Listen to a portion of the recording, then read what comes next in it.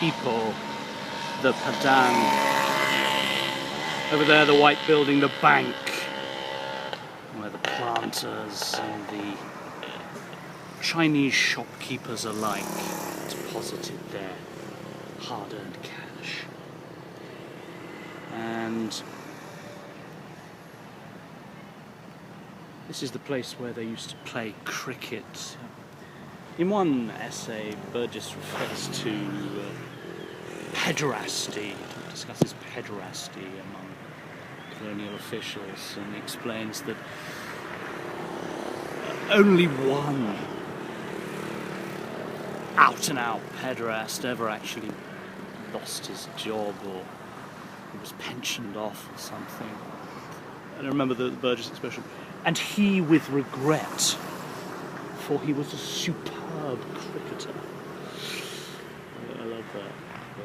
The British colonial officials will forgive almost anything if a man is good at one of their fatuous games.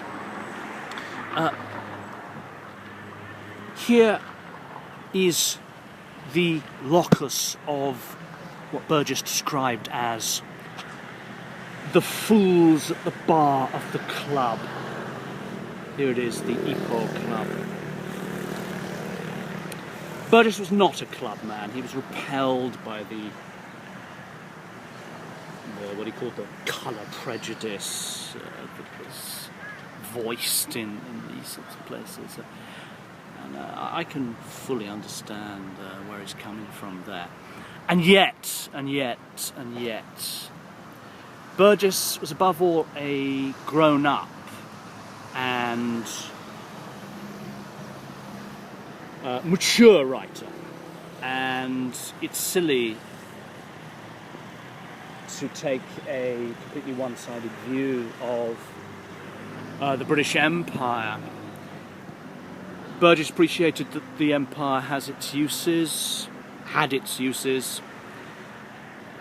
Yes, its time had come, but it was a complicated picture. You see this come out in his essay on Kipling. Essays, been a number of Burgess reviews and so on of Kipling. I remember in one of them, Burgess describes Kipling's many flaws brilliantly, enumerates the flaws, and then goes on to discuss the great achievement of Kipling, and points out what all right-thinking people realise, that Kipling was a very great writer indeed, and concludes this essay with the word still.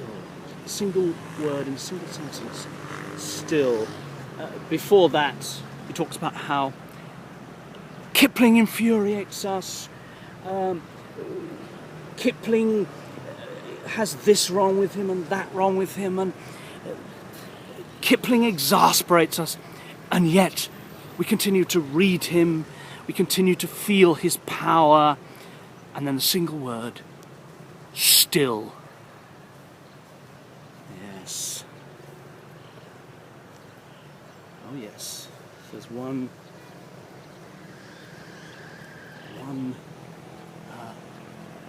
writer you want to turn to for a discussion of expatriate literature, then Burgess is your man.